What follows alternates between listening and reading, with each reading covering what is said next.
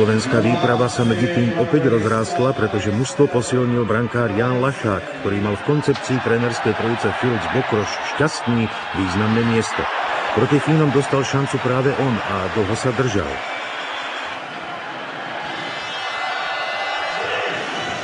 V úvodnej tretine narušilo trochu koncepciu hry Slovenska vylúčenie kapitána Cháru na 10 minút, ale naši hrali s Fínmi vyrovnanú partiu, ktorej si dokázali vypracovať aj gólové šance, len presnejšie zakončenie chýbalo.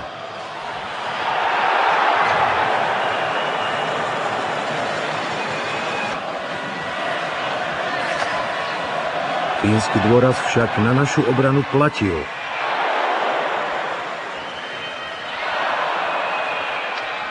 Brankár Lašák však súperovi nedovolil radovať sa z gólu počas celej prvej tretiny.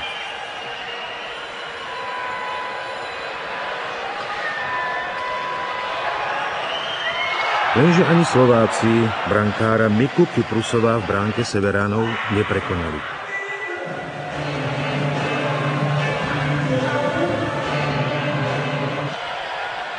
Druhá tretina sa začala pre Slovensko veľmi dobre. Pri vylúčení Laxonena sa presadil Nať a dal nesmierne dôležitý prvý gól.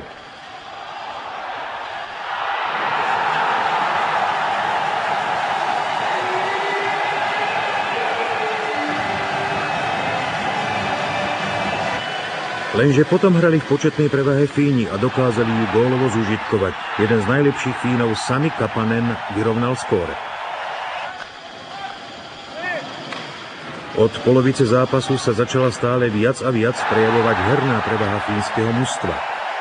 Marko Kyprusov sa postaral o ich vedenie a nalomenie našej kompaktnosti.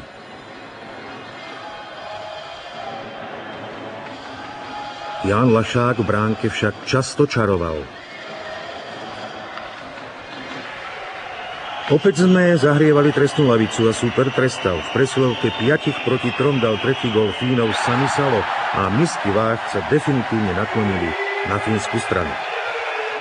Slováci začali robiť chyby a to bola voda na severský mlyn, ktorý našich doslova zomlel.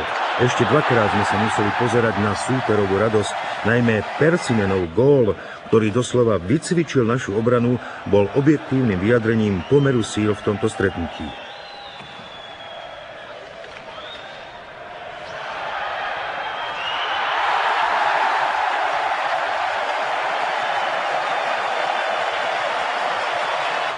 Gól Roberta Petrovického bol už iba kozmetickou úpravou výsledku 5-2. O prvú vážnu prekážku na šampionáte tak Slováci zakopli.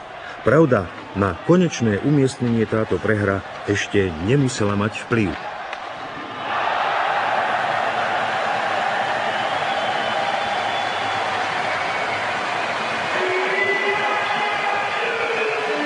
Ukázalo sa v stretnutí s Fínmi, že pod tlakom nie je naša obrana taká kompaktná, ako v zápasoch so slabšími súpermi.